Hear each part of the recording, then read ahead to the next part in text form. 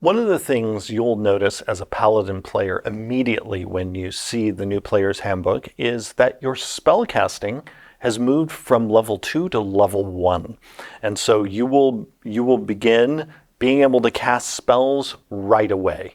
And this also has a carry-on effect for multiclassing, that if you multiclass now, you will get more slots out of the Paladin part of your multiclass mix than you did before. And when we talk about the Ranger, we'll see that a similar thing happened there.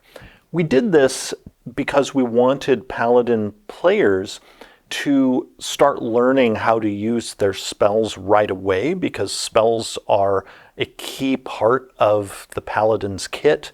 And having it at second level before meant you were waiting to learn how to use one of the most important parts of your class. So now there's no wait. You start right away at first level learning some spells, which you'll then need to know all about when you get to level 2 and you start doing Divine Smite. At level 1, you don't just get spellcasting now, though. You still get Lay on Hands, that iconic ability that Paladins have to heal themselves and others. And you also get Weapon Mastery.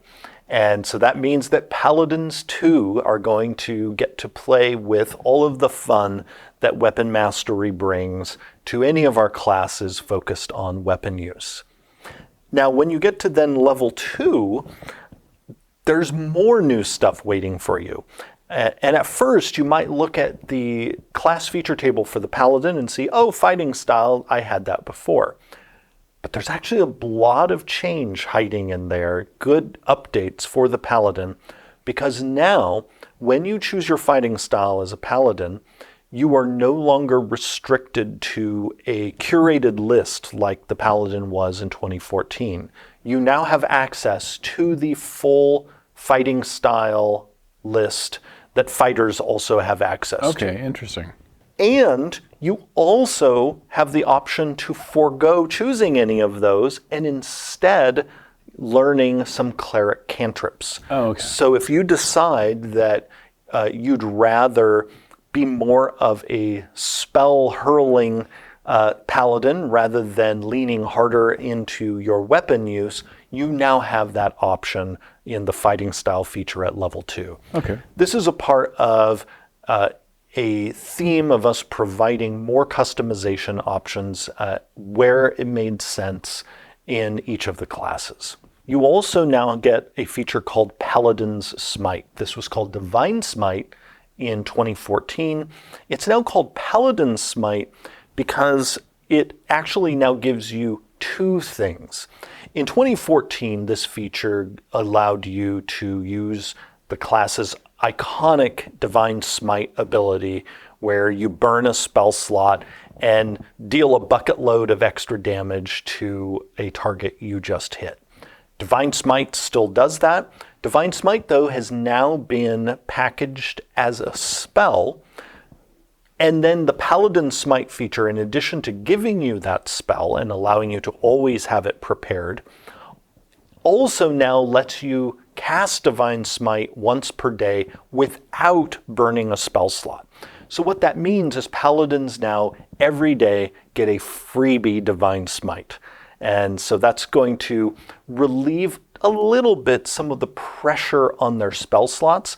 We did this so that Paladins could certainly just use all their spell slots to cast Divine Smite, but we also wanted to make it just a smidge easier for Paladins to cast some of their other spells if they so choose. Perfect. Now, when we get to level 3, where you pick your subclass, you also get Channel Divinity, and here, there's a really nice upgrade for Paladins in terms of the number of uses of Channel Divinity they get.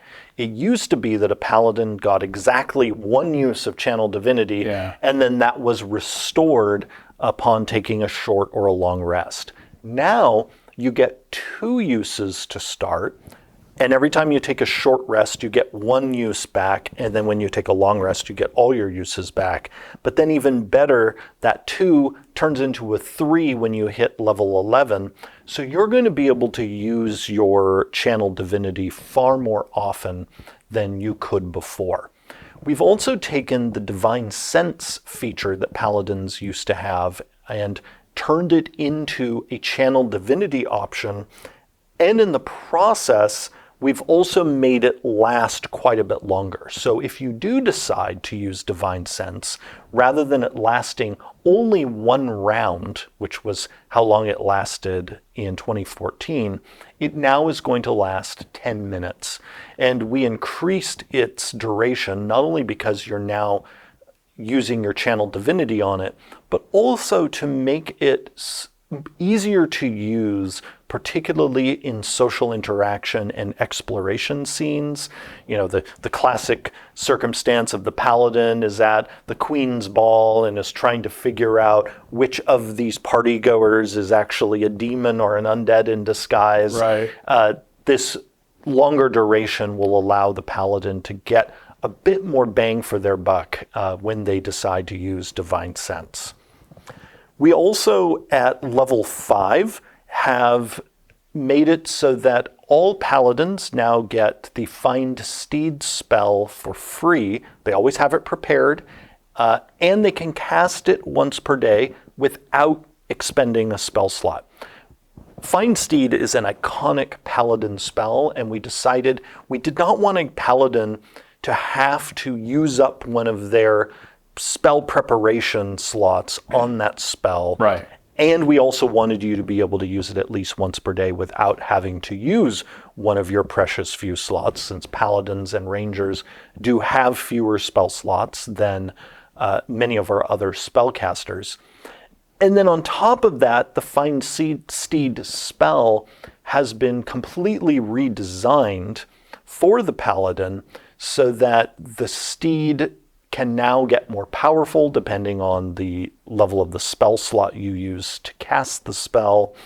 And the steed is now not reliant on particular animal stat blocks, but instead has a stat block all its own, specially designed for the paladin. Perfect. So you really feel like you are summoning this otherworldly creature that isn't just a horse or some other creature that you're riding around on, but is this otherworldly being that is there to work with you really as a companion, as this faithful companion there to assist the paladin and the paladin's friends. That's amazing. I am hoping that with this change, many paladins will feel more empowered to have these really cool companions present on their adventures. And that's, again, living out that fantasy and honing in on that wish fulfillment of wanting to smite more and also getting that steed like sooner and easier. Absolutely. We also have, in the core class, given all paladins a new feature called Abjure Foes. And this gives all paladins a juicy use for their channel divinity. A number of our paladin subclasses in the past had a channel divinity option that was very similar to Abjure Foes, but it was sort of slightly changed in a number of the subclasses. We decided to take those variants, create a universal version that all paladins are happy to have, and now built it into the base class. Okay. We also did some under-the-hood work on the Paladin's aura, partly by turning it into a single aura that gains additional abilities. Previously, the Paladin, and particularly based on whatever subclass you ended up picking, would end up having multiple different auras, some of them with different radii. Yeah. And it could start getting quite confusing keeping track of like all of your different auras and how big is this one versus that one. Yeah. So we sort of cleaned up the whole aura game for paladins by, in the base class and then also in the subclasses that are in this book, all of the auras that used to be different auras before are now all one aura that simply gains new functionality.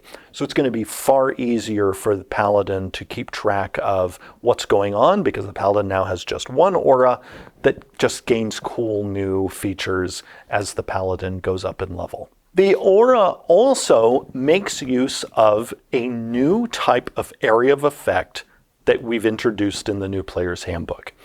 And it is an area of effect that has been in the game for the last 10 years, but didn't have a name. And we decided to finally give it a name. And I'm bringing it up now while talking about the Paladin, because it's specifically for things like auras and other effects that emanate outward from a particular creature or object. And so this area of effect is called the emanation. We've seen it all over the place in 5th edition over the last 10 years. Basically, anytime you read a feature or a monster ability or a spell that talked about creatures within a certain radius being affected by something, that was basically an emanation. It just wasn't called that. Yeah. So we have now given that area of effect a name and given it its own definition, just as the other areas of effect in our system have definitions. And you can now find all of those definitions in the Player's Handbook's rules glossary. One other thing in the Paladin that I wanted to chat about, because this is the first of the spellcasting classes that we have talked about, is the new approach to spell lists. So each spellcasting class now has its spell list inside the class description. So rather than making a paladin or a ranger or a warlock or another spell, go all the way back to the end of the book. Instead, it's right there in the class description. But in addition to that, we have worked to make the spell list that's in your class more useful for you. And we've done that by not only giving you all the spells by name, but also every spell's school of magic is listed. We also tell you if the spell on your list requires concentration. We also tell you if it's a ritual. And we also tell you if it has a specific component that you must have to cast the spell. So in those cases, when a component has a specific cost or the spell consumes the component, you must have that component to cast that spell. And so we now tell you in your class spell list if the spell has a required component, so that you now have sort of one-stop shopping for your spells, and you can see at a glance what the spell school of magic is, if it requires concentration, if it's a ritual, and if it has a specific component you must have to cast it. This is all meant for if you're a player and you play paladins or warlocks, you have less pages you need to traverse to understand what you have and what you need. Exactly. The new Player's Handbook is available for pre-order right now on D&D Beyond. You can find that link in the video description.